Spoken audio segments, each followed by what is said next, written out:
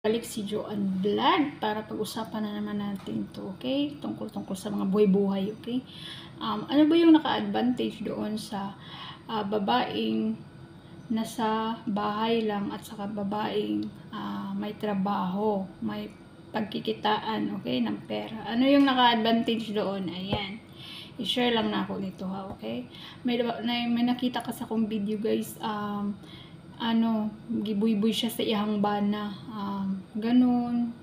Umiiyak siya, kawawa si ate, okay? Gibuy-buy siya sa iyang bana kasi wala siyang trabaho, wala siyang pera, wala siyang pagkikitaan, nasa bahay lang siya, full-time mommy lang siya, diba? Pero para sa akin, guys, mabigat kaya yung nasa bahay lang ka, guys. Kasi lahat ng trabaho mo, paglalaba, paglilinis, pag-asikaso sa bata, ayun, diba? Gagawin mo yun lahat. Sobra pa nga yan eh, kapagod kaya, guys. Pero minsan kasi, guys, yung mga lalaki, yung mga asawa, hindi ko nilahat, okay? May mga iba talaga na hindi nila iniisip yun, yung kalagayan ng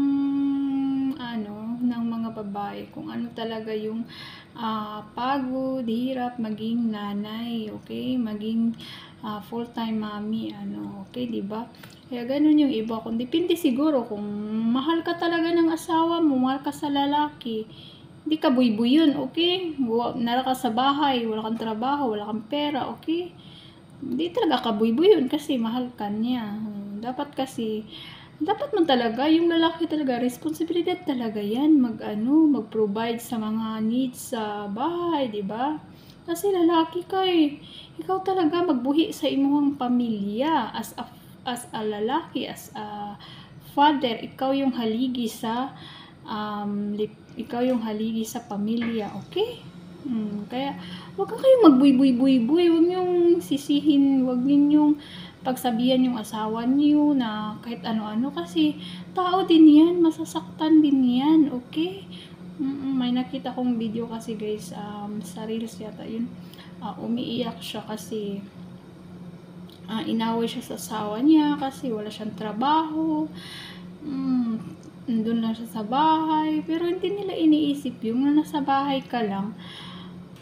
Ang hirap mag-alaga ng bata, ang hirap magluto, maglinis, lahat, maglaba, diba?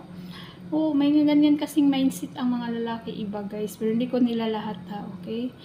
Yung iba kasi ganun eh. Kaya mas maganda talaga tayong mga babae, may sarili tayong pera, may sarili tayong pagkikitaan para magkinaunsa gani, natay kwarta, diba? Kaya yung iba siguro, yung pamilya nila, yung relation nila hindi nag long last kasi ganun eh. Ganun yung mindset ng ibang lalaki eh. Parang nila yun, hindi talaga siguro nila mahal yung babae. Ba't mo siya pinangasawa ba? Ba't mo siya pinakasalan, di ba? Syempre, mahal mo siya. Kung ano yung gusto niya, ibigay mo. Kasi lalaki ka, ikaw yung haligi sa panimalay, ikaw yung haligi sa pamilya. Okay? Ba't may mga ganun na lalaki na kinalimutan nila yun na sila yung tatay, sila yung kung may man kaming mga babae, ayan, mga sideline na di ba? Mga konti-konting pera. Kasi dumating kasi sa punto, guys, na mag-aaway na kayo. Tapos ikaw yung ganun, di ba? Kaya dapat buy-buyon ka, di ba? Pagsabihan ka ng masakit, tao din. Yung mga asawa, tao din sila. Marunong din sila masaktan, di ba? Kaya mas maganda talaga, guys, may trabaho tayo, may sarili tayong kita, okay? Yun lang talaga, okay? Hindi ko nila lahat, ha? Mayroon lang talaga kasi meron akong nakitang video eh. Umiiyak si ate, kawawa si ate, okay? Yun lang yung share ni Joanne Vlog. Bye, peace out. Follow for more.